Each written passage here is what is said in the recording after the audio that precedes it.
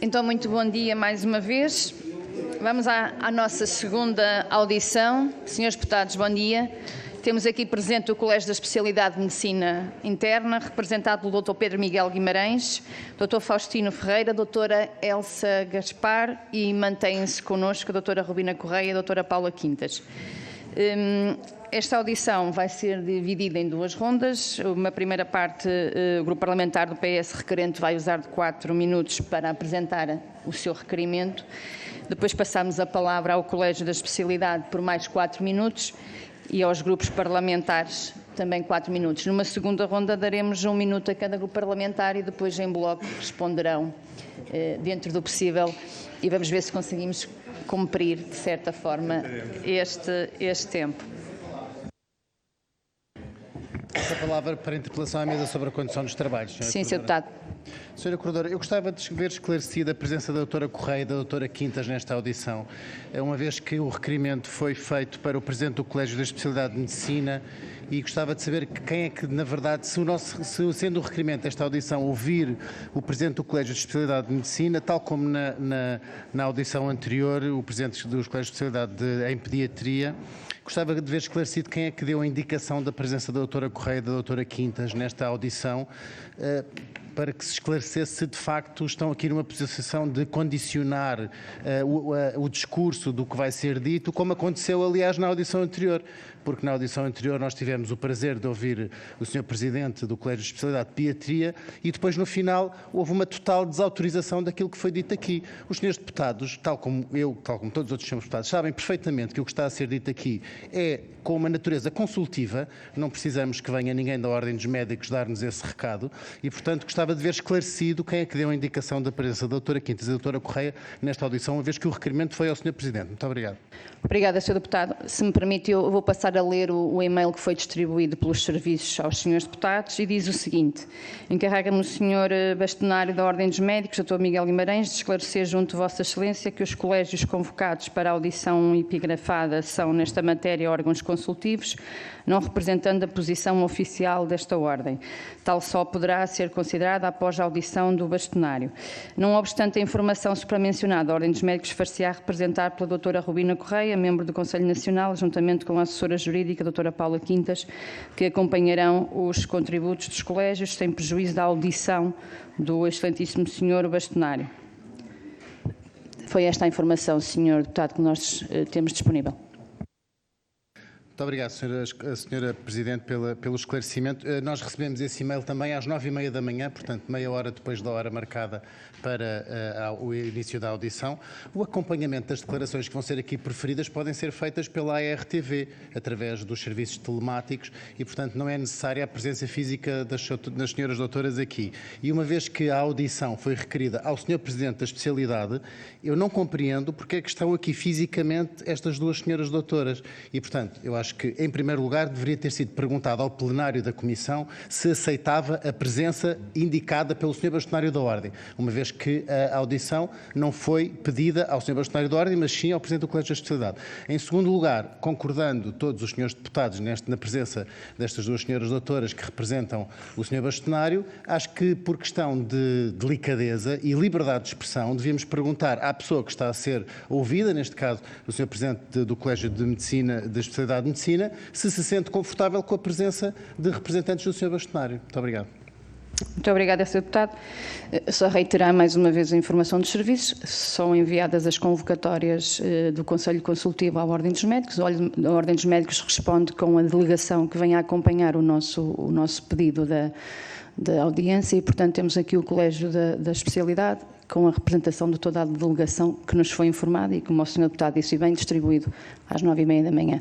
Neste caso, eu penso que temos condições para iniciar a audição e vamos ouvir o que foi pedido por esta Comissão, que foi o Sr. representante do Colégio da Especialidade. Muito bem. Então eu passo a palavra ao Grupo Parlamentar do Partido Socialista em 4 minutos para apresentar o requerimento. Sra. Presidente, Senhoras e Senhores Deputados, Sr. Presidente do Colégio de Especialidade de Medicina Interna, Dr. Pedro Cunha, saudá-lo também pessoalmente pela amizade. Agradecer a disponibilidade. O Grupo Parlamentar do PS inicia hoje uma discussão sobre um tema que é de evidente importância para todo o sistema de saúde. justamente porque, como tivemos a oportunidade de dizer na primeira audição, os serviços de urgência, tendo sido criados para proporcionar cuidados de saúde emergente, aquilo que verificamos é que muitas das vezes é a primeira resposta a todos os cidadãos. E isso constitui um constrangimento no acesso e no próprio funcionamento dos serviços de urgência. E, portanto, a pergunta é direta, é o que é que nós podemos fazer para mudar a forma de funcionamento das urgências e retirar dos serviços de urgência aqueles doentes que podem ter acesso a cuidados de saúde de outra natureza de forma mais eficaz e eficiente, fazendo com que os serviços de urgência funcionem para aqueles casos que são efetivamente emergentes. Outra questão que queríamos colocar tem que ver precisamente com os recursos humanos, com os médicos em particular. Tivemos também a oportunidade de já discutir este assunto na audição anterior e que tem que ver com a perspectiva que têm sobre a atratividade da profissão, sobretudo para os que já prestam serviços nos serviços de urgência, mas também para aqueles que porventura possam estar em fase de escolher. Saber se de facto esta profissão, se é uma profissão atrativa, quais são os constrangimentos e de que forma é que também podemos atuar sobre eles para que a falta de recursos humanos, sobretudo em geral, mas naqueles picos especiais, possa também ser resolvido. Uma terceira questão relacionada com a própria organização dos serviços de urgência. Como sabe certamente, o Governo definiu como objetivo a constituição de unidades locais de saúde, modelos de organização diferentes, onde há integração de cuidados. De que forma é que no modelo predominante em Portugal, de organização dividida dos serviços dos cuidados primários e dos cuidados hospitalares, de que forma é que essa desintegração ou desarticulação de cuidados contribui também para esta pressão sobre os serviços de urgência? Uma pergunta que não tive a oportunidade de fazer ao colega anterior tem a ver também com o modelo de referenciação. O serviço, o SNS 24, é ou não um mecanismo adequado para evitar o serviço de urgência como primeira resposta para o utente? Há necessidade de olharmos para o modelo de referenciação hospitalar e mudá-lo ou não? Uma última, ainda tenho algum tempo, mas a última questão que não queríamos passar ao lado, dominou até porventura mais do que aquilo que era a nossa vontade da audição anterior, mas tem que ver com esta recente discussão em torno da possibilidade de criação de uma especialidade de urgência e também perceber qual é a perspectiva do Colégio de Especialidade, perceber se há contras, se há prós, qual é no fundo a posição também do Colégio de Especialidade sobre esta matéria.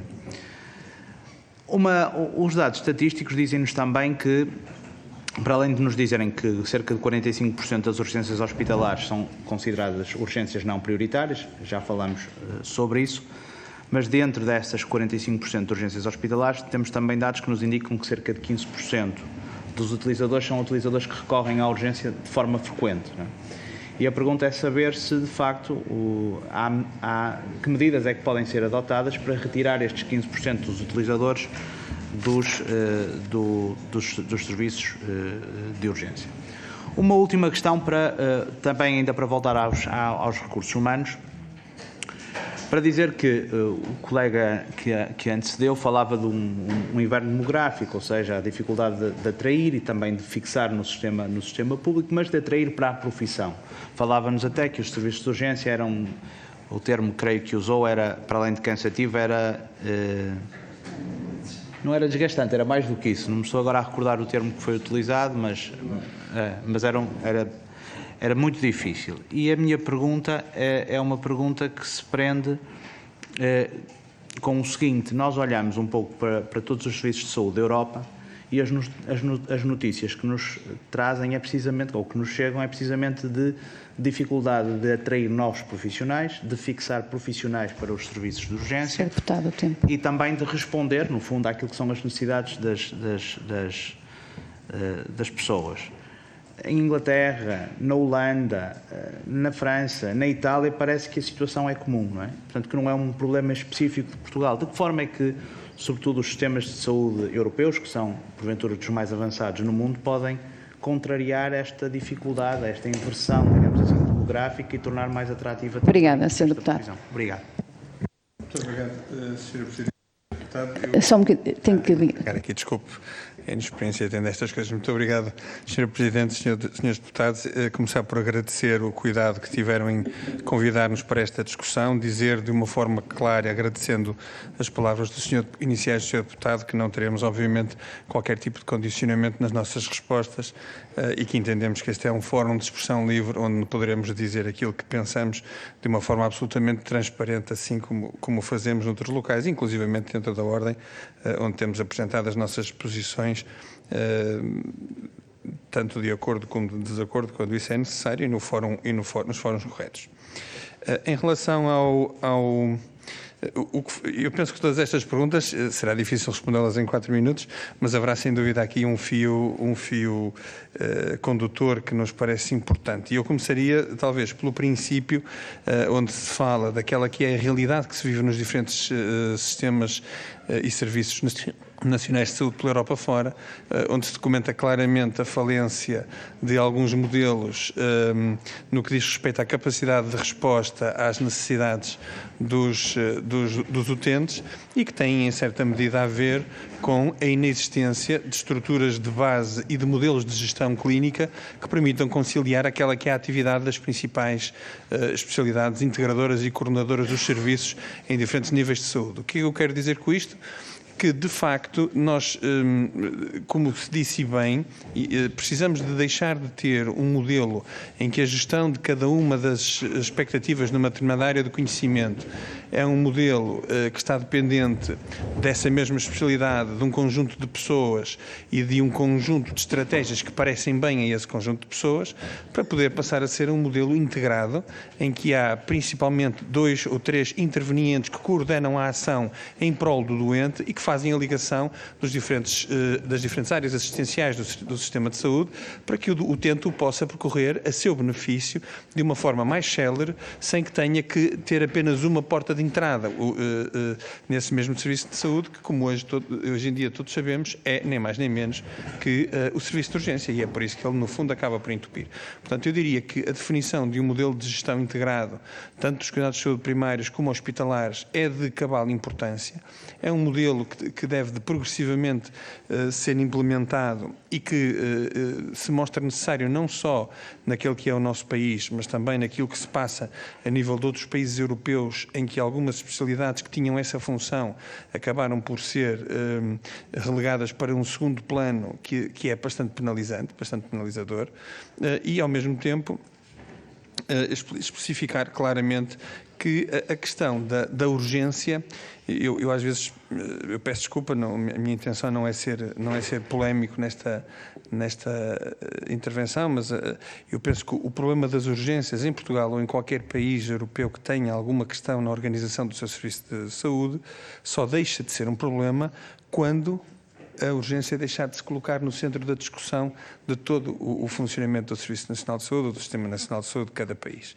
A urgência não é nada disso, não é o problema principal. A urgência é o espelho daquelas situações que se repetem de forma desorganizada e desarticulada e que têm um reflexo depois na única porta aberta que os cidadãos têm para ter acesso aos cuidados de saúde. E que está aberto, como sabem, 24 horas por dia, 7 dias por semana, 365 ou 366 dias. Daí que esta aposta que hoje em dia é feita na articulação dos cuidados através das unidades locais de saúde e que tenta de alguma forma enquadrar a gestão tanto da doença aguda como da doença crónica, dos cuidados primários e dos cuidados hospitalares, debaixo de uma mesma estratégia de organização, nos pareça um contributo que seguramente resolverá o maior problema da urgência, que é o problema amontante. É a prevenção dos episódios agudos, é a gestão do episódio de início de agravamento de sintomas antes que seja necessário que o doente venha à urgência para poder resolver esse mesmo problema. É existir não 2 edifícios separados, como nós costumamos fazer no nosso organigrama, em que parece que de um lado são os cuidados de saúde primários, do outro lado os cuidados de saúde hospitalares. Isso é mentira. O que tem que se criar é novas portas de acesso para que, por exemplo, um doente que começa uma agudização da sua patologia de base possa ser automaticamente referenciado a um tratamento específico numa unidade de hospital de dia, seja referenciado para um processo de hospitalização domiciliária, possa ser colocado num processo de unidade de rápido diagnóstico e tratamento e evite ter que vir encher as fileiras dos serviços de urgência, onde, obviamente, as pessoas que ali estão prestam um serviço importantíssimo, mas cujos recursos devem de ser guardados para as situações que são ameaçadoras da vida e que precisam de uma intervenção precoce e não para ser espartilhados por um conjunto de situações que no dia-a-dia acabam por reduzir o foco dessas situações particularmente graves. E, portanto, estes modelos são importantes. Relativamente às outras duas perguntas, ao modelo de referenciação através da linha de saúde 24, foi um modelo que nós enquadramos, é um modelo que seguramente está sob escrutínio e que merece ser progressivamente melhorado, por forma a tornar-se mais assertivo e a não referenciar pacientes que de outra forma poderão ser vistos em estruturas que não as estruturas de urgência hospitalar, porque não têm essa gravidade, especialmente se estiver garantido que nessas estruturas de urgência não hospitalar existe capacidade resolutiva para questões simples, como, por exemplo, perceber se trata de uma simples infecção respiratória ou de uma pneumonia que precisa de oxigênio, se trata de uma dor torácica de causa muscular ou se trata de um infarto agudo do miocárdio.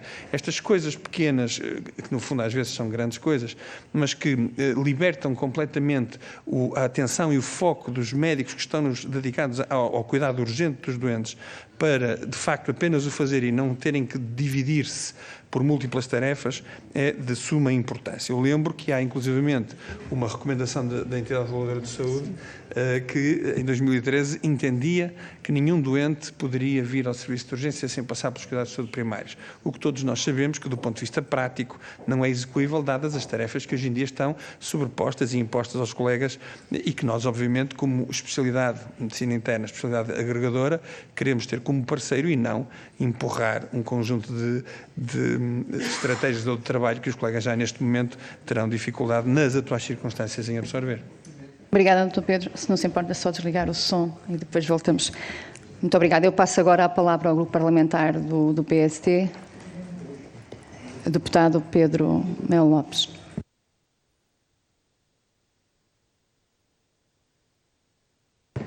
Muito obrigado, Sr. Presidente. Quero cumprimentar o Dr. Pedro Cunha, que é o Presidente do Colégio de Especialidade, a Dra. Faustina Ferreira, a Dra. Elsa Gaspar, a Dra. Rubina e a Dra. Paula Quintas, mais uma vez. De facto, a medicina interna é a especialidade, a meu entender, a especialidade basilar de uma organização hospitalar, e eu acho que tem todo o interesse ouvirmos aqui aquilo que são as vossas preocupações, enquanto nós, deputados, representantes das pessoas, do povo, tentamos ajudar aqui dentro, na Casa da Democracia, a resolver os problemas que acontecem lá fora. De facto, esta audição vem na sequência já ouvimos aqui o Colégio da Pediatria, e já tive a oportunidade de ouvir os colegas deputados e também já tive a oportunidade de tecer alguns comentários menos favoráveis que têm que ser ditos, e depois de ouvir, por exemplo, ali o colega João Dias dizer que hoje toda a gente acordou, até o PCP hoje veio reconhecer que as políticas falharam, políticas essas que tiveram o alto patrocínio durante 6 anos do Partido Comunista, conduziram o país a uma saúde para ricos e para pobres. E não se espasmem, porque hoje nós temos mais de 5 milhões de portugueses com seguros e subsistemas de saúde que preferem pagar do bolso para ter acesso a cuidados de saúde, porque não confiam no SNS. E esta audição, com todo o respeito pelos senhores que aqui estão hoje legitimamente de boa vontade, é um exercício de mise-en-scène político do Partido Socialista que não assume que a estratégia dos últimos 7 anos é completamente errada, que não assume que a planificação para a saúde falhou e depois tenta compor isto, porque normalmente é mais fácil atirar as culpas, e então hoje, para dividirmos culpas, vamos ouvir as entidades e as pessoas que estão no terreno. E se quiserem uma prova do que eu estou a dizer, eu vou-vos dar. Sobre o Decreto-Lei de Trabalho Suplementar, que veio propor, ainda no tempo da doutora Marta Temido, o aumento dos pagamentos de horas extra, um diploma que o novo diretor executivo do SNS, o professor Fernando Araújo, num belíssimo artigo de opinião, disse que era inaplicável. Sobre esse decreto-lei de trabalho suplementar, o PSD pediu, responsavelmente, uma apreciação parlamentar, em que a única coisa que nós queríamos saber era a execução. No fundo, saber se com esse aumento se melhoramos algo na produtividade, se conseguimos colocar os médicos a trabalhar mais, se conseguimos diminuir custos com prestação de serviços. Sabe o que é que o Partido Socialista fez? Votou contra, porque não interessa medir. Aquilo que não se mede não se sabe, então não se faz. É este o Partido Socialista que nós temos hoje. Aquilo que nós queríamos que estas audições tivessem era consequência. Aquilo que nós queríamos era que os senhores falassem e logo a seguir os seus deputados viessem aqui dizer que medidas vão implementar no imediato, ou a médio ou a longo prazo, para que resolver este problema da falência das urgências. Eles que, em 2015, quando a força toda se juntaram à extrema-esquerda para ficar com o poder, não fosse não terem empregos para toda a gente, para os seus amigos todos, quiseram ficar com o poder. Em 2015, o programa de governo dizia a eles que a nossa grande falha, no governo de Passos Coelho, que governou a emergência financeira de uma bancarrota que veio de um governo do Partido Socialista, é preciso dizer, a nossa grande falha eram as afluências às urgências. Nós falhámos completamente. Foi uma grande falha do governo. Quando aumentámos quase 6% o número de afluências às urgências de 2015 até 2019, estou a medir no pré-pandemia. Gastaram 140 milhões de euros em 2021 em prestação de serviços para colmatar necessidades da urgência. Mas não vislumbram alterações, não identificam sequer as alterações necessárias para mudar este paradigma. Nunca quiseram avaliar, por exemplo, o grau de eficiência da Saúde 24. A Saúde 24 tem que ter informação fidedigna sobre a alocação de especialidades. Por exemplo, se um doente em Felgueiras, na minha terra, cai de uma obra e espeta um prego num olho, não vai ao Hospital de Felgueiras, nem ao Centro de Saúde de Felgueiras, tem que ir a um serviço de oftalmologia. A Saúde 24 tem que lhe poder dizer há oftalmologia no Hospital de São João, ou há oftalmologia em Braga. Mas a Saúde 24 não tem sequer essa informação, nem competência para encaminhar doentes. Sabe o que é que diz? Centro de Saúde ou Hospital Penafiel. Se não tiver oftalmologia, espera lá 2 ou 3 horas. Sr. Deputado, o tempo, por favor. Isto só para concluir, Sra. Presidente. Aquilo que nós queremos é que os deputados digam que medidas já estão a ser tomadas no âmbito da promoção e da prevenção de saúde. Como é que vamos tratar os nossos idosos cada vez mais doentes e cada vez mais dependentes? Que percentagem do orçamento é que se vai alocar à literacia? A literacia e saúde é importantíssima para depois se conseguir reduzir a montante o problema das urgências. Obrigada, Sr. Deputado. Para terminar. E uma pergunta só ao Dr. Pedro Cunha. Se a especialidade de medicina de urgência não é solução, se não é solução formar médicos que trabalhem especificamente na urgência, qual é a solução? Mas se essa não é... Quem é que vai trabalhar nos SUBs? Quem é que vai trabalhar nas MES? Obrigada, Sr. Deputado. Que competências é que tem que ter? Obrigado. Vou passar a palavra ao Grupo Parlamentar do Chega, deputado Pedro Frazão. Muito obrigado, Sra. Presidente. Senhores deputados, Sr. Pedro Marques da Cunha, seja muito bem-vindo a esta comissão. É com imenso gosto que o recebemos aqui. Em nome do Grupo Parlamentar do Chega, recebo os meus cumprimentos e congratulo pela sua declaração inicial de liberdade de expressão. É para isso mesmo que aqui estamos. No entanto, eu tenho que sublinhar que a minha intervenção inicial, a minha interpelação à mesa, baseou-se no facto do próprio requerimento do PS. É que o próprio requerimento do PS diz, no seu título, que diz que quer ouvir, com caráter de urgência, um conjunto de entidades no âmbito do processo de reflexão. E, no final, elenca 9 entidades de forma separada e separa, objetivamente, o bastonário da Ordem dos Médicos e o Colégio de Especialidade de Medicina Interna, tal como os outros colégios de especialidade. E, portanto, é a partir daí que vem o meu espanto que o Sr. Bastonário tenha enviado para cá controleiras, entre aspas, para verificar o que é que se está a ouvir, porque é para isso que esta casa não está fechada, está aberta pelos meios telemáticos, portanto podem perfeitamente ver tudo o que se passa aqui através dos vídeos. E espero que nesta audição não aconteça como na audição anterior, em que a doutora depois tomou da palavra para dizer, bem, tudo o que foi dito aqui não corresponde à posição oficial da Ordem e ao Sr. Bastonário. Nós sabemos isso, é por isso que o vamos ouvir também. Não é preciso a doutora tomar da palavra para desautorizar a pessoa que estava a falar no tempo anterior. Mas passando, obviamente e objetivamente aqui à questão que nos traz hoje, o Dr. Jorge Dias, que esteve aqui na audição anterior, disse, e vou citá-lo, a urgência é o sítio de maior solidariedade médica, portanto, entre os médicos. Mas eu gostaria de acrescentar que, do meu ponto de vista, é também o sítio da maior solidariedade social e até o sítio maior onde se dá cumprimento e onde se materializa o juramento de Hipócrates do médico, porque de facto o médico, quando tem uma urgência, quando tem que atender uma urgência, um doente emergente, não pode de facto virar as costas e tem que dar o seu melhor para salvar aquela vida. E nesta urgência eu não posso deixar de falar aqui e pedir a sua opinião sobre o INEM, isto é, sobre os cuidados de emergência médicos em Portugal. Nos últimos meses nós temos deparado com enormes casos no INEM, verdadeiros escândalos. Só no último mês na operacionalidade das comunicações do INEM aconteceu 2 vezes. Nos últimos anos temos as VMERs com milhares de horas de inoperacionalidade, temos VMERs paradas nos nossos centros hospitalares porque não têm médico como tripulante.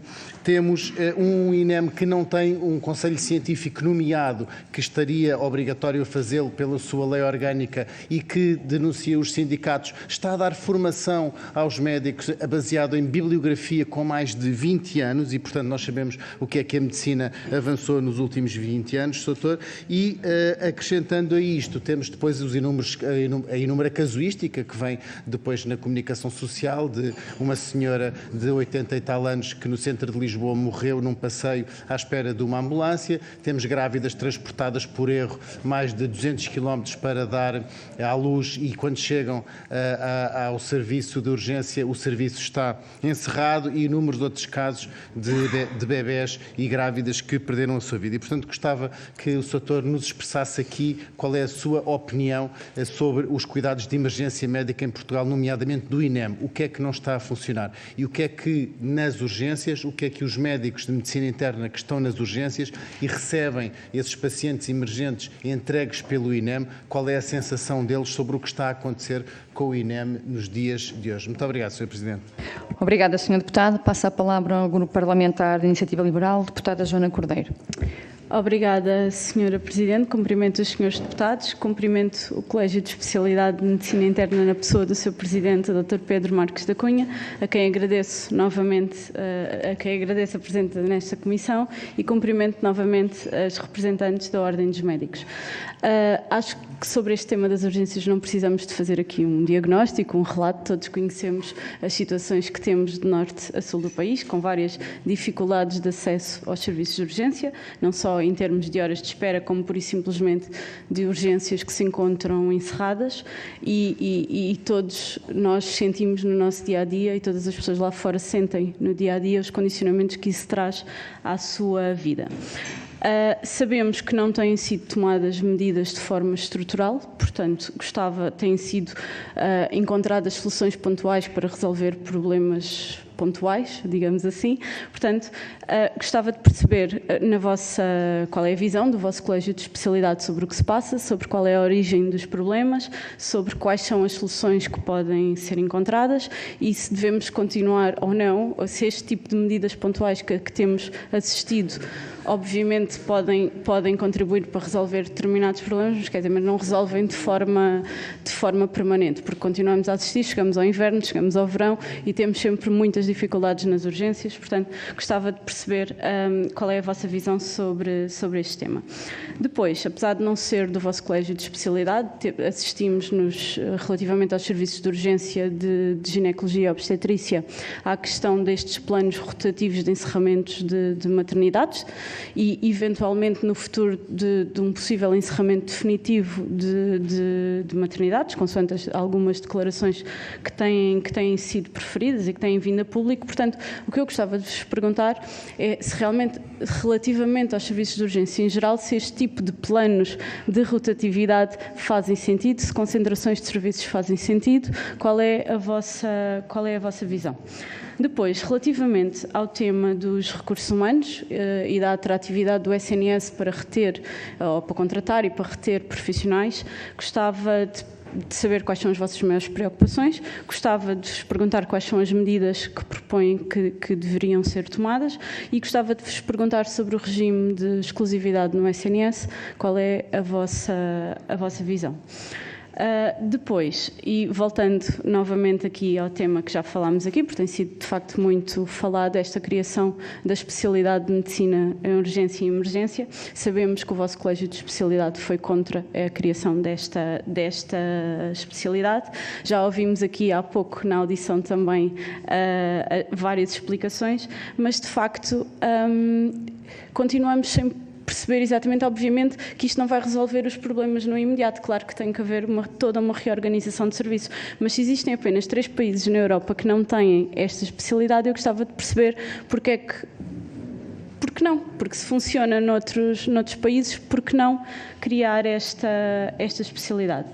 Por fim, gostava, e aqui eu sei que foge um bocadinho do vosso âmbito, do Colégio de Especialidade, mas mais uma vez aqui no âmbito dos cuidados de saúde primários, porque obviamente sabemos que as pessoas recorrem às urgências hospitalares por falta de resposta nos cuidados de saúde primários. Gostava de vos perguntar, nomeadamente, sobre a criação das USFs do modelo C, que a Iniciativa Liberal tem sido uma batalha nossa e um tema que temos vindo a defender, se de facto a criação de estruturas com maior autonomia que funcionam com o SNS, com base de contratos de programa, que lhes permite dar uma abrangência maior de cuidados, que permite que definam horários, que definam sistemas de incentivos. Vou mesmo terminar, portanto, só para explicar este tema, gostava de perceber se não devíamos encontrar ou usar todas as soluções disponíveis para resolver a montante o problema dos serviços de urgência. Obrigada. Muito obrigada. Passo a palavra ao parlamentar do PCP, a deputada Paula Santos. Muito obrigada, Sra. Presidente. Eu gostaria de cumprimentar e agradecer também o conjunto de elementos que já aqui foram prestados. Eu, nesta intervenção, antes de entrar no tema, não posso deixar de fazer referência e de repor também aqui a verdade, porque as questões de saúde sempre foi uma matéria que o PCP acompanhou, nunca faltaram propostas para a nossa intervenção, não acordámos agora para o problema, contrariamente a outros, e sempre estivemos presentes com a intervenção, com soluções concretas relativamente a esta matéria, para o reforço de direitos, para o reforço de serviços, para o reforço do número de trabalhadores no Serviço Nacional de Saúde. É bom que isto fique claro nesta audição. Indo ao tema que estamos aqui a discutir, que se prende com a organização, o funcionamento das urgências e as preocupações em torno das urgências hospitalares, houve aqui uma questão que foi colocada pelo Sr. Presidente, que foi aqui colocada, e que se prende com uma maior articulação no Serviço Nacional de Saúde, e fez referência a um problema da urgência ser um problema a montante. E, de facto, a maior afluência muitas das vezes acontece em determinadas urgências hospitalares, resultam também muito do fato de, em determinados períodos do dia, seja um período fim de semana, seja um período noturno, em que muitas das vezes a urgência hospitalar acaba por ser a única porta aberta do Serviço Nacional de Saúde. E eu creio que esta realidade não pode ser ignorada. Naturalmente, as pessoas, não se sentindo bem, procuram ajuda. Agora, sabemos que há muitos dos problemas, naturalmente, poderiam ser resolvidos ao nível dos cuidados de saúde primários. Estamos a colocar esta questão porquê? Porque parece-nos que é importante, para além de uma maior articulação entre os níveis de cuidados, que na realidade ela é muito insuficiente, vou dizer desta forma, porque mesmo onde há unidades locais de saúde, essa articulação não é aquela que deveria de ser. E, naturalmente, nós também consideramos que deve haver, inclusivamente, fez referência aqui à prevenção, à necessidade, de facto, de haver uma intervenção de maior proximidade e de maior acompanhamento, e, naturalmente, isso pode até evitar muitas das complicações de saúde que acabam por acontecer, que acabam por afetar e acontecer aos doentes. Esta é uma realidade. E a Lei de Bases da Saúde, aliás, uma das questões que coloca é exatamente a criação dos sistemas locais de saúde. Gostava de ouvir também a vossa opinião, porque eu creio que se houver aqui um reforço ao nível da resposta nos cuidados de saúde primários, naturalmente, isto exige que haja não só medidas concretas e soluções para a fixação de profissionais de saúde, aqui não só nos cuidados de saúde primários, sim, nos cuidados de saúde primários, mas também nos cuidados hospitalares, mas também a necessidade de reforçar a resposta e alargar, inclusivamente, o horário de funcionamento das respostas ao nível dos cuidados de saúde primários. Houve momentos em que já houve, alguns terão, outros não terão, há situações muito distintas pelo país, mas a verdade é que isto permitiria ter uma resposta de maior proximidade. Às vezes há coisas que, a situação de doença aguda, estou a falar naturalmente de casos menos graves, podem e devem ser resolvidos a este nível, evitando esta maior afluência aos cuidados hospitalares e reservando naturalmente as urgências hospitalares para as situações mais graves. Mas para isso precisamos também ter esta resposta e esta porta aberta, se me permite esta expressão mais simples, ao nível dos cuidados de saúde primários. Esta era uma questão que gostaria de colocar. A segunda questão prende-se também com o próprio funcionamento quando eu digo o funcionamento das urgências, estou a falar também da carência de profissionais que existe, ela é transversal no Serviço Nacional de Saúde, obviamente também se sente ao nível das urgências hospitalares, com muitas das vezes recurso a médicos tarefeiros, a empresas de trabalho temporário, vou terminar, Sr. Presidente, e que naturalmente que não permite, pois, do ponto de vista da organização, o melhor cuidado. O que eu gostaria, a prestação dos melhores cuidados de uma forma mais eficiente, eu estou a pensar naturalmente do ponto de vista do serviço, mas em primeiro lugar naturalmente do ponto de vista do utente. Gostaria só de lhe perguntar, porque uma questão que seria necessária era de facto medidas para a fixação de profissionais e para que possamos ter nas escalas das urgências que fossem asseguradas naturalmente com profissionais da própria instituição. Obrigada, Sra. Gostaria de perguntar também que medidas é que consideram que seriam necessárias para fixar estes profissionais. Muito obrigada, agradeço a sua Muito obrigada. Tem a palavra o Dr. Pedro Cunha. Eu vou pedir 16 minutos. Exatamente, eu pedir alguma latitude, porque foram várias perguntas e eu tenho, obviamente, todo o gosto a responder a todas. Peço desculpa pelo pleonasmo e tentarei evitar algum comentário político, porque penso que esse não será aqui o meu lugar, nem a função do Colégio de Especialidade de Medicina Interna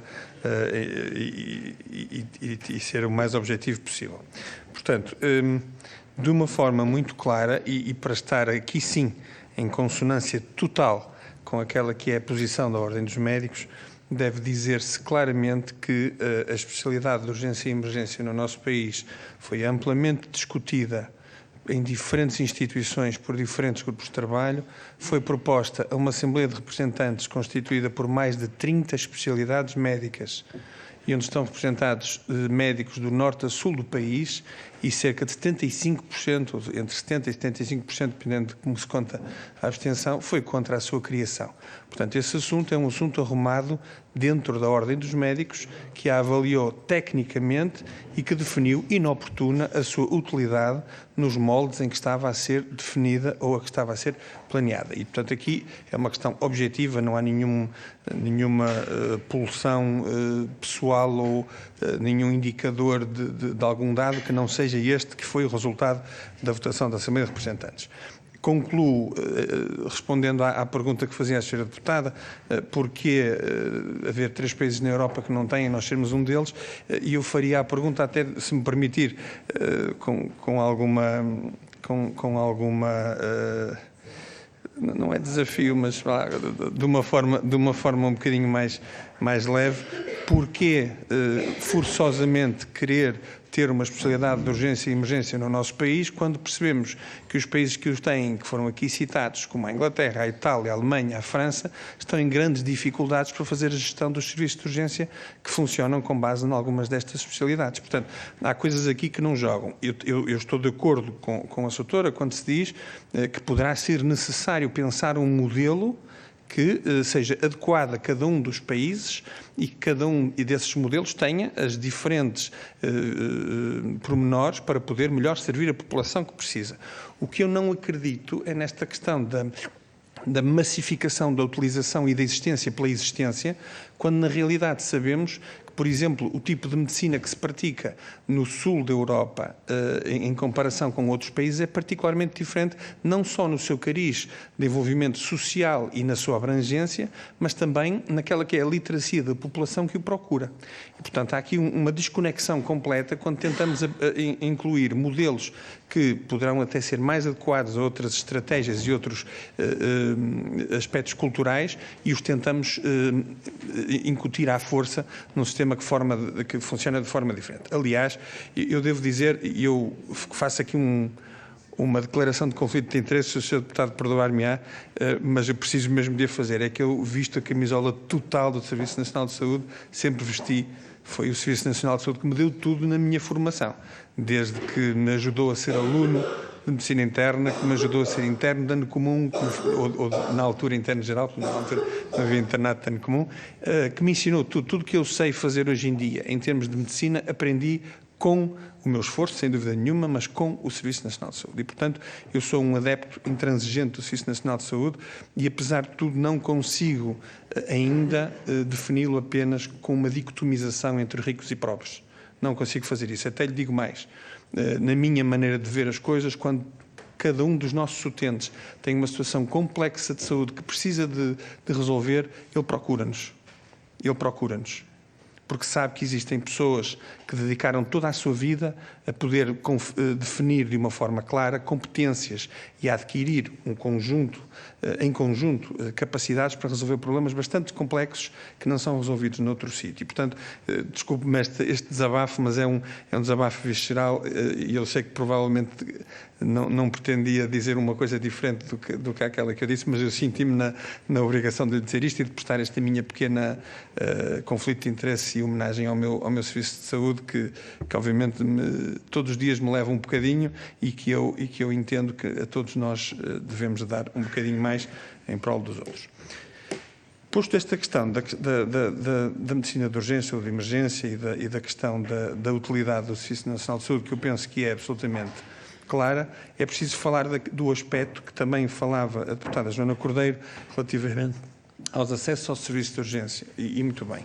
E há, de facto, um problema de estruturação de cuidados que passa por existir uma melhor gestão dos recursos que o país neste momento já tem e que vai desembocar também em várias perguntas que aqui foram feitas, nomeadamente do funcionamento das unidades de saúde familiar, dos cuidados de saúde primários, etc.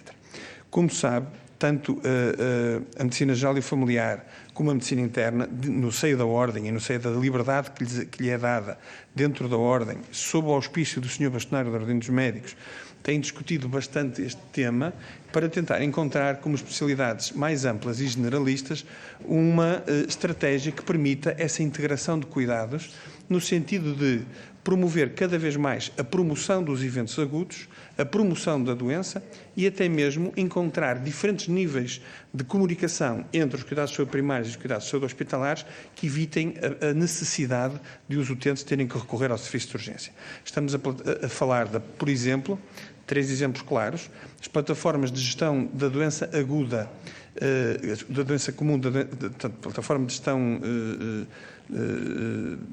da doença aguda, que é feita pelas 2 grandes especialidades e que passa por coisas tão simples como ter um sistema de referenciação entre as instituições quando a gravidade da doença documentada no serviço de urgência parece ser inferior. Estamos a falar do programa SNS Mais Proximidade, que tem permitido já fazer transitar um conjunto de pacientes menos urgentes para os cuidados de saúde primários. Estamos a falar de alargar a capacidade resolutiva dentro das próprias unidades de saúde familiares, e vou direto às perguntas que nos foram colocadas, porque é óbvio que ao colega de medicina geral e familiar a quem chega um determinado tipo de situações agudas para resolver, também subsiste a dúvida que precisa de ser esclarecida com o meio complementar diagnóstico. E às vezes esse meio tão simples, tão pouco caro, tão peanut, como dizia o treinador de um famoso clube futebolístico, é em si tão cabal, que permite reduzir progressivamente a necessidade de referenciar para a realização desses exames, e já não ponho o exemplo que pôs o Sr. Deputado, que, como é óbvio, deveria de ser imediatamente referenciado e bem para um local que tivesse uma capacidade diferenciada de resolver uma situação tal como há que pôs, não é? Pronto. Mas a simples coisa de dizer, não é uma pneumonia, não é um infarto, não é, isto pode ser tratado aqui, não precisa de ir ao hospital, não se imagina a quantidade de número de episódios de urgência que poderia evitar que viesse a acontecer. E o terceiro aspecto tem obviamente a ver com a existência destas plataformas intercomunicadas, não só de gestão da doença aguda, mas também da doença crónica, em que aqueles pacientes sob maior risco de agudizarem têm já uma estrutura preparada para que, ao mínimo sinal de descompensação, possam ser intervencionados precocemente e que se evite que eles tenham que vir à urgência. É, por exemplo, ter um doente que tem, peço desculpa se às vezes falhar algum aspecto técnico que seja demasiado específico, e eu estarei disponível para o poder minuciar, mas, por exemplo, um doente com insuficiência cardíaca que fica com mais falta de ar, não é? E que precisa de fazer um ajuste do seu tratamento para poder recuperar antes de ter que entrar na urgência em completa falência respiratória, pode fazê-lo se for devidamente identificado e se for integrado num programa de hospital de dia de insuficiência cardíaca, por exemplo, de imediato. E isso implica que ele, no conforto do seu lar, ou até mesmo num esquema de hospitalização domiciliária, possa resolver o problema sem ter que vir parar às urgências e sofrer toda a nosocomialidade que vem a partir daí, porque depois é o internamento, é o contacto com outros agentes, é a facilidade com que se reinfetam e por aí fora, e isso nós não queremos para os nossos utentes. E estas são medidas só na área da gestão da doença aguda e na gestão da doença crónica que podem ser, obviamente, integradas e que tanto a medicina geral, familiar, como a medicina interna, como a pediatria têm trabalhado. Eu teria, aliás, todo o gosto, se a Sra. Presidente me o permitir, de fazer chegar um documento que é público, que está publicado no site da Ordem dos Médicos, com o beneplácito do Sr. Bastonário da Ordem dos Médicos e que dá uma clara noção daquela que é uma estratégia, uma putativa estratégia de integração de cuidados que estas especialidades entenderam recomendar ao Sr. Bastonário e para o Sr. Bastonário entender, obviamente, como entendesse dentro daquela que é a política da Ordem dos Médicos. O terceiro aspecto é o aspecto que falava a Sra. Deputada da necessidade de integrar os sistemas locais de saúde. E, sem dúvida nenhuma, não há dúvida que isso é cada vez mais uma necessidade premente e casa muito bem, peço desculpa pelo meu atrevimento, mas casa particularmente bem com tudo aquilo que aqui já foi falado do inverno demográfico. O que tem acontecido connosco na nossa estratégia de compreensão da evolução do Serviço Nacional de Saúde é que o inverno demográfico não é apenas dos médicos que se reformam, ou dos enfermeiros que se reformam, ou dos profissionais de saúde que recebem propostas mais atrativas no país ou fora do país. Tem também a ver com o inverno demográfico dos próprios utentes, que estão mais idosos, que acumulam mais morbilidade, têm mais complicações e demoram mais tempo a atingir ou a regressar à sua linha de base, necessitando, muitas vezes, de estruturas de retaguarda que lhes permita recuperar essa capacidade e essa competência. O preço social, e atenção que eu estou-me a pôr de fora do preço humano, porque esse é indiscutivelmente não mensurável, não é? Mas o preço social, por exemplo, de ter que ter um cuidador que deixa o seu trabalho durante 2 meses para poder restaurar a capacidade de um utente que passou algum tempo no hospital com uma agudização e que precisa desse tempo para voltar a recuperar a sua autonomia, é extraordinário, se for multiplicado por 100, 200, 300, 400, 500 pessoas que ficam a cada mês internadas apenas num hospital. Portanto, esta noção de que há um barómetro feito pela Associação dos Administradores Hospitalares, a Associação Portuguesa de Administradores Hospitalares, que mostra claramente que 30% das camas hospitalares de agudos estão hoje em dia ocupadas por pacientes que, tendo terminado a gestão do seu episódio agudo, podem ser libertados para camas de retaguarda, onde fazem essa reabilitação, em segurança clínica e permitindo que doentes com patologia aguda grave possam receber o mesmo nível de tratamento complexo que eles receberam quando necessitaram. E aqui é que entra a questão da solidariedade que há bocado se falava. Nós temos que ter noção de ser capazes de tratar o doente agudo com toda a nossa capacidade quando ele dela precisa, realocá-lo a uma estrutura que lhe permita recuperar já fora das camas de agudos e oferecer essas camas de agudos para oferecer o mesmo potencial ao doente agudo que vem a seguir e que também precisa dessa ajuda. Isso é que é solidário e é que é ser humano. Porque não chega nós dizemos que pomos os doentes dentro dos hospitais, que não temos soluções alternativas para eles a seguir e que barramos a melhor qualidade de tratamento médico porque não há camas para deitar estes doentes. Esta integração vertical do terceiro setor é absolutamente fundamental na estratégia de redefinição dos cuidados de saúde em Portugal para permitir um alargamento e um aumento das camas de tratamento dos pacientes agudos e deve ser feita tão cedo quanto possível e assim o Governo português e a Direção Executiva do Serviço Nacional de Saúde assim o entendam. Relativamente aos recursos humanos e finalizando, é óbvio que, mais uma vez, nós temos tido uma forma de raciocinar a estratégia de organização do trabalho, e este é um aspecto que me é particularmente caro, de organização do trabalho dos recursos humanos do Serviço Nacional de Saúde, baseando-nos exclusivamente naquelas que são as necessidades da urgência. Há uma estratégia, como em qualquer operação, seja ela financeira, seja ela do âmbito laboral, de uma fábrica, etc., há sem dúvida 2 aspectos que são importantes, a procura e a capacidade de resposta. Nós percebemos que hoje em dia a procura que temos é demasiada. Nós temos que estruturar o sistema a montante do Serviço Nacional de Saúde para moderar essa procura, oferecer alternativas e adequar essa procura àquela que é a nossa capacidade de oferta. E então, provavelmente, a partir daí, poderemos definir com seriedade qual é que é a dimensão dos quadros clínicos que precisamos. Eu posso lhe dizer, por exemplo, que que, do ponto de vista da medicina interna, e mais uma vez algo que partilhei já e que discutimos, aliás, com o Sr. Bastonário da Ordem dos Médicos, e que tem a ver com a necessidade de quadros da especialidade de medicina interna.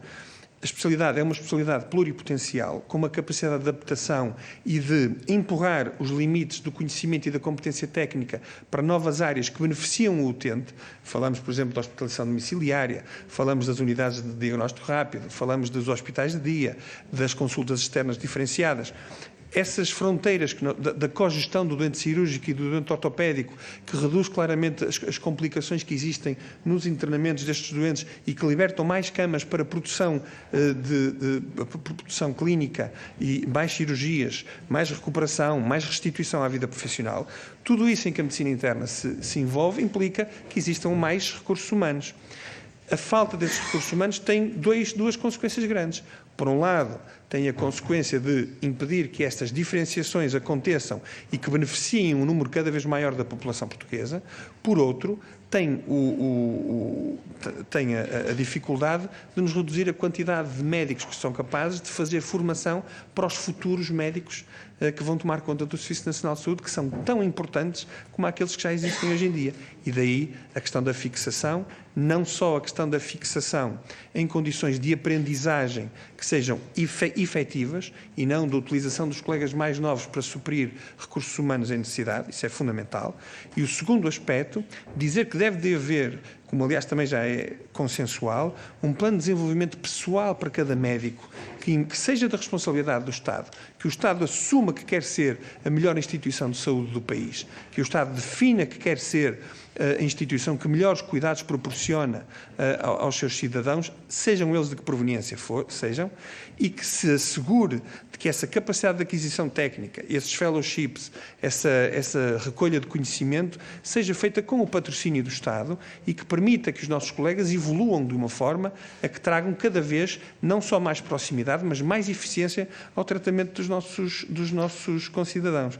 E isto pode acontecer com ou sem exclusividade. Eu sobre isto, aliás, o Colégio não tem nenhum dogma em relação a isso. Penso que essa é uma questão que deve ser discutida individualmente por cada um dos médicos. Posso dizer o contrário, eu já vivi os dois aspectos. Já vivi o aspecto em que havia muita gente que tinha exclusividade e, de facto, isso trouxe uma quantidade significativa de pessoas que dedicavam muito tempo ao hospital e às estruturas de saúde, assim como também já vivi o contrário, em que as pessoas eram capazes de conciliar aquilo que era estritamente essencial dentro dos hospitais e fazer a sua vida fora, de acordo com aquela que é o seu modelo de vida e a sua liberdade individual de escolher aquilo que entendem que é a sua melhor forma de ordenar o seu tempo e o seu trabalho, e acho que cumpri o tempo que me tinha dado. Muito bem. Obrigada, Dr. Pedro Cunha.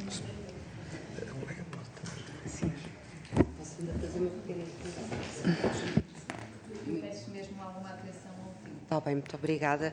Obrigada, Sr. Presidente, obrigada, Srs. Deputados. Eu queria só acrescentar aqui alguns pontos que tinha discutido com o Presidente do Colégio, e isto é uma opinião também muito pessoal.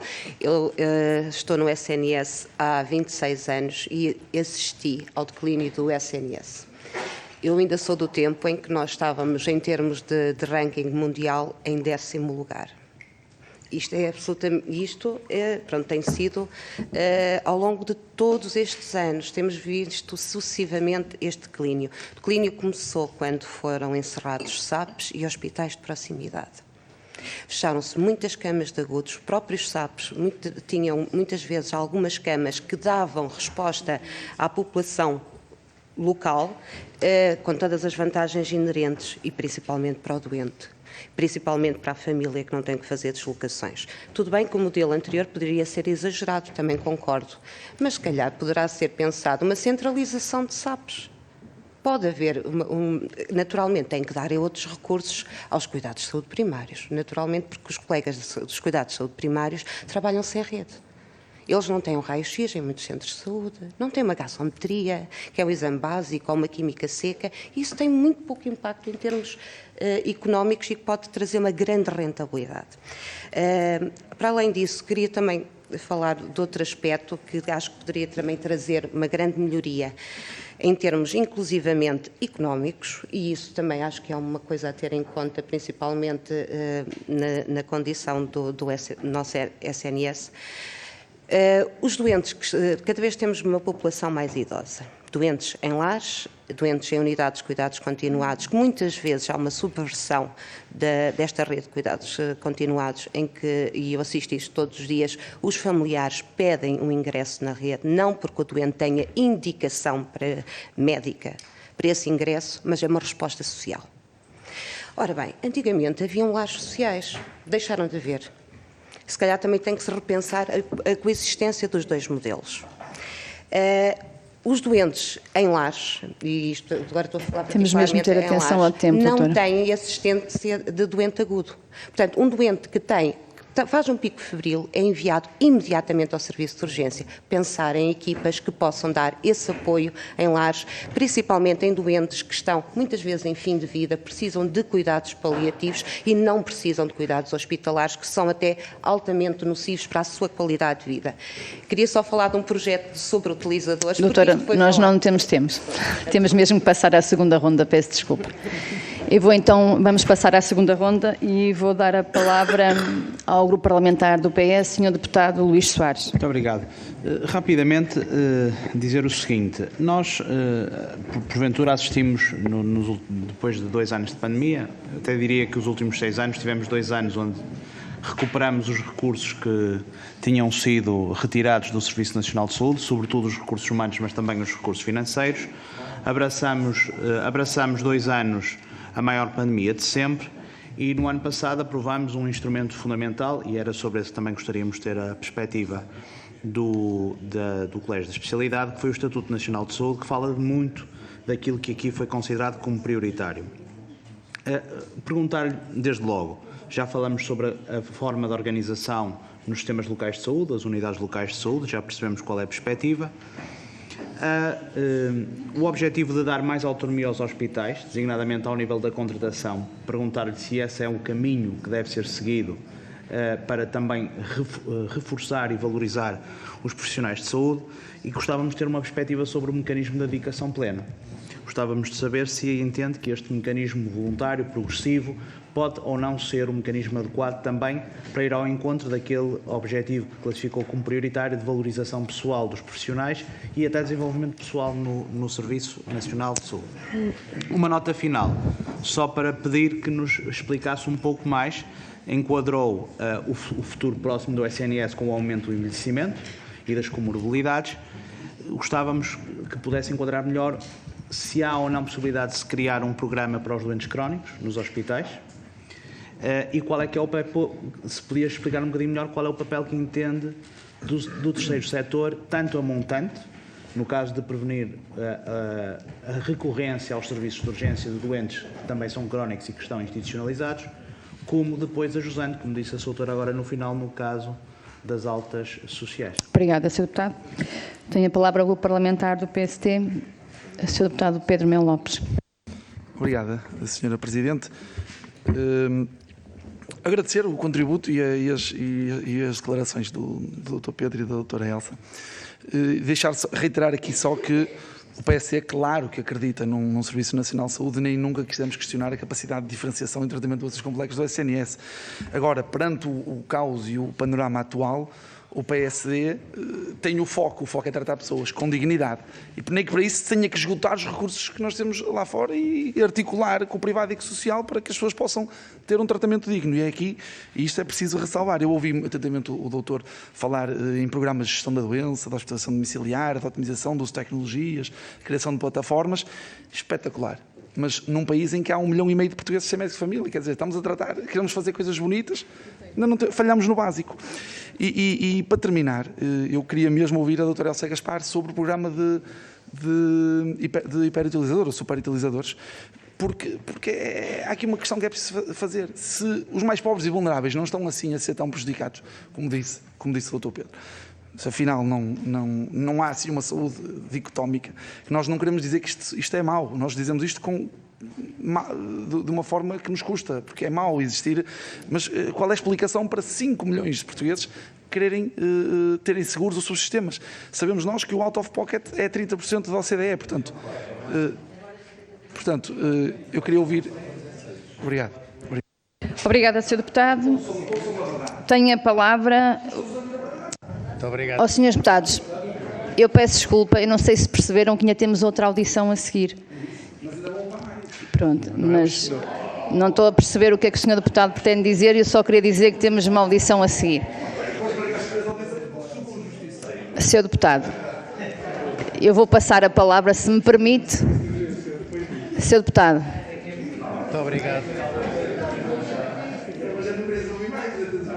Senhor deputado, que não tenha respeito pelos deputados do parlamentar do PS, eu aceito. Agora, a entidade que está aqui presente merece todo o nosso respeito. Senhor deputado Pedro Frazão, do parlamentar do Chega, tem a palavra. Muito obrigado, eu peço a palavra, Senhora Presidente. Muito obrigado. Tenho pena Só um que o minuto, senhor eu pedi a deputado palavra. André Mas eu não lhe dei a palavra, Sr. Tenho Deputado. pena Eu tenho que o direito senhor à defesa da deputado André honra. Coelho Lima, do PSD, não esteja aqui nesta comissão hoje para ver quem realmente é que quer transformar o Parlamento numa taberna e não é de facto o Chega. Tendo dito esta pequena à parte, queria agradecer ao Sr. ao Dr. Pedro Marques da Cunha pelas respostas que deu. No entanto, com certeza por gestão de tempo não conseguiu endereçar a pergunta muito concreta que lhe deixei sobre as incapacidades e as inoperacionalidades do INEM. Gostava que pudesse nesta segunda ronda endereçar esse assunto, que é um assunto que muito preocupa o nosso grupo parlamentar, porque de facto aquilo que acontece no INEM nos dias de hoje deve nos preocupar. Nós estamos também nesta comissão à espera de ouvir os sindicatos da área, mas gostava de aproveitar a sua deslocação aqui a esta comissão, e uma vez estamos a falar de cuidados de saúde agudos e em quadros agudizados, que endereçasse isso, que nos parece bastante importante. Depois, o Sr. Miguel disse que devia tudo ao SNS, e eu acredito, pese embora de facto existirem muitos colegas seus que não dizem já o mesmo. E se deve tudo ao SNS e outros colegas seus também devem a sua formação ao SNS, o que é que lhe parece que está a fazer com que muitos dos seus colegas abandonem o SNS? E já percebemos que o Sr. está muito alinhado com a posição do Sr. Bastonário Miguel Guimarães, e podemos recordar que o Sr. Bastonário disse há poucos meses atrás, em agosto passado, que nunca houve tantos médicos a abandonar o SNS como existe agora. Disse que as carreiras não são revistas desde 2009. Existem muitos colegas que dizem que, apesar do SNS lhes ter dado a formação, hoje em dia não lhes dá estabilidade na carreira, não lhes dá uma carreira atrativa, não lhes dá condições de maternidade, não lhes dá acesso à tecnologia de ponta, não lhes dá segurança e higiene no trabalho, oferece-lhes agressões violentas no local de trabalho, sem solução robusta, como disse o Sr. Bastonário da Ordem há pouco tempo, que disse que existem quase 1000 episódios de violência no local de trabalho contra médicos por ano, e que tem tido um aumento de 4 a 5% todos os anos, sempre em crescendo. E, portanto, estas situações preocupam muito e penso que põem uma enorme pressão sobre os serviços de emergência médica. Obrigada, Sr. Deputado. Estes dois assuntos. Muito obrigado. Tem a palavra o parlamentar de Iniciativa Liberal, Sra. Deputada Joana Cordeiro. Obrigada, Sra. Presidente. Apenas agradecer as respostas que, entretanto, já foram dadas, mas gostava de reforçar só, e de uma forma rápida, a minha pergunta relativamente aos encerramentos rotativos dos serviços de urgência, de uma forma geral, e eventuais encerramentos definitivos por via de concentrações de serviço. Obrigada. Obrigada, Sra. Deputada. Tem a palavra o parlamentar do PCP, Sra. Deputada Paula Santos. Muito obrigada, Sra. Presidente. Eu gostaria de abordar ainda mais duas questões, agradecendo também os elementos que partilharam connosco e a vossa opinião. Mas uma primeira, uma grande preocupação, prende-se com o fato de alguns serviços de urgência, para aquilo que tem a ver com a realização de alguns meios de diagnóstico e terapêutica em alguns períodos do dia, recorrerem à teleradiologia, e eu creio que isto cria um conjunto de limitações grandes até no próprio funcionamento da urgência. Eu gostava também de ouvir a vossa observação e opinião relativamente a esta realidade. Uma segunda questão sobre o seguinte: há uns anos atrás houve a concentração de algumas especialidades em hospitais na cidade de Lisboa, para toda a área metropolitana de Lisboa. Esta é uma questão que surgiu novamente. Eu gostava também de ouvir qual é que é a vossa opinião. Temos muitas preocupações porque isto reduz a capacidade dos serviços de urgência, mas mais do que isto, afasta em vez de aproximar. Não estamos, obviamente, a colocar, mas afasta, tendo em conta os serviços que hoje existem, afasta os utentes da prestação dos cuidados, e gostávamos também de ouvir a vossa opinião. Obrigada, Sra. Deputada. Tenho agora a palavra o Colégio de Especialidade. Temos um tempo de 5 minutos Tentar não ultrapassar. Ora bem, Obrigada.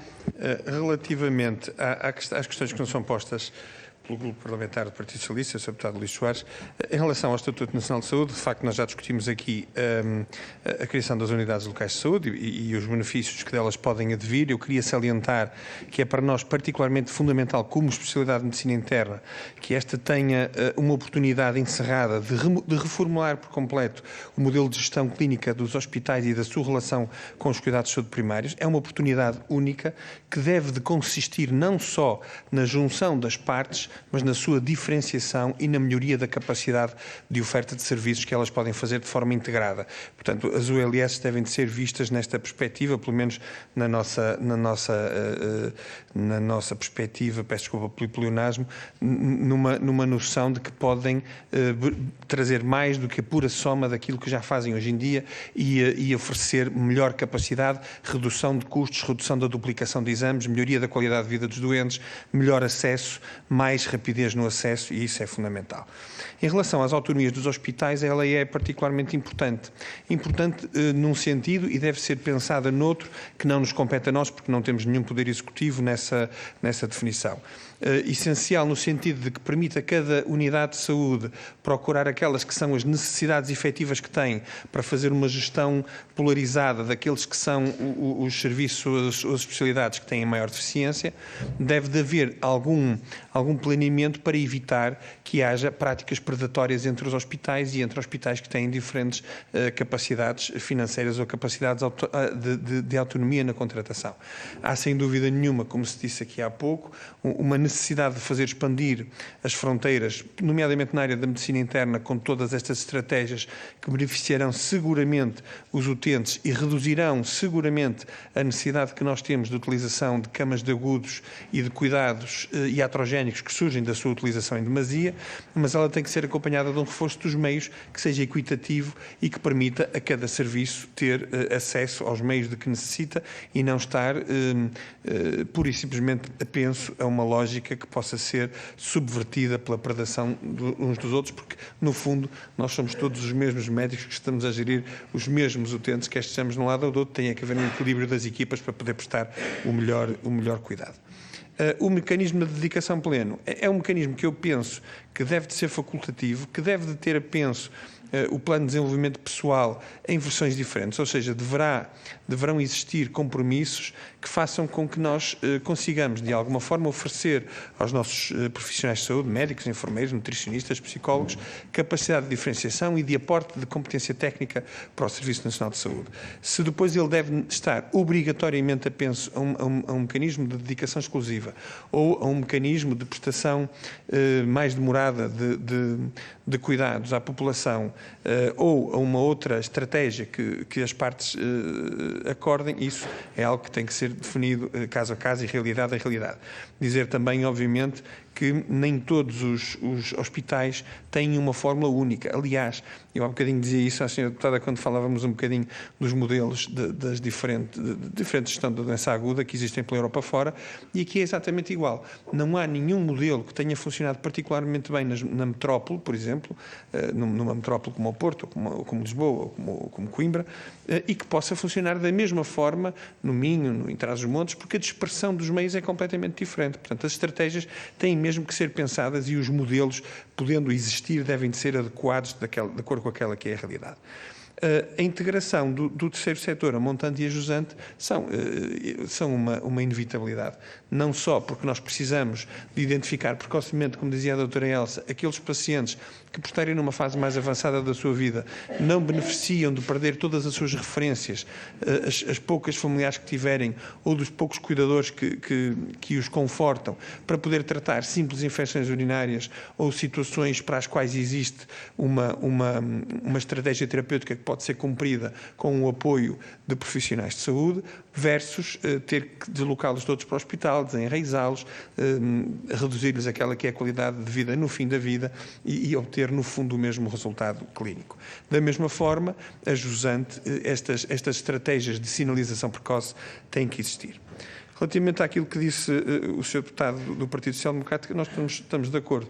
Nós falamos de algumas coisas que são bonitas, sem dúvida nenhuma, não esquecemos as pessoas que não têm ainda acesso àquelas que são as mais básicas prestações de serviço.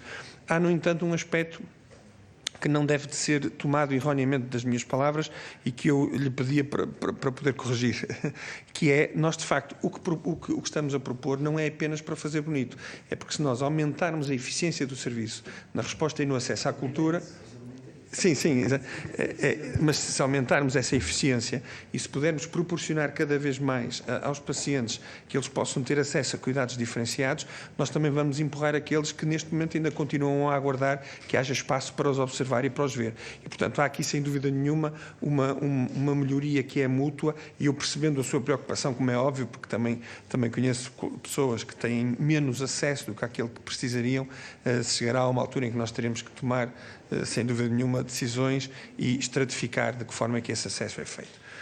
Relativamente ao INEM e aos operacionais do INEM, Sr. Deputado do Grupo Parlamentar do Chega, eu queria dizer uma coisa que é absolutamente crucial para mim.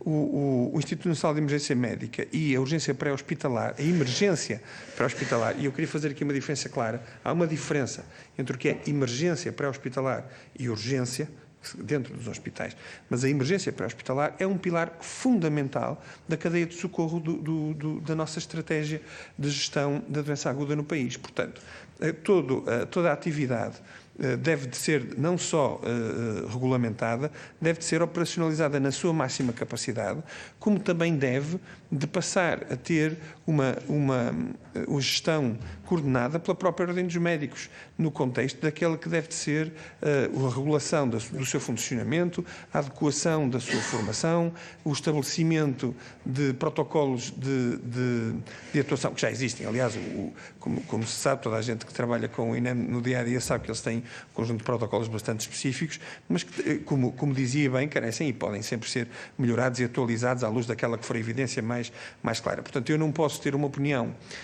mais assertiva do que dizer que este é outro elo fundamental do funcionamento e que ajuda a suprir todo o socorro das situações verdadeiramente graves, essas sim que surgem de uma forma súbita e que têm que estar atualizado.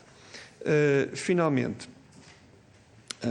falar aqui daquela que é a organização do trabalho e de porque é que muitos médicos ou profissionais de saúde, precisamente por aquilo que o Sr. Deputado falou e bem, quer dizer, tem que haver uma estruturação das carreiras. A estruturação das carreiras não é uma questão sindical.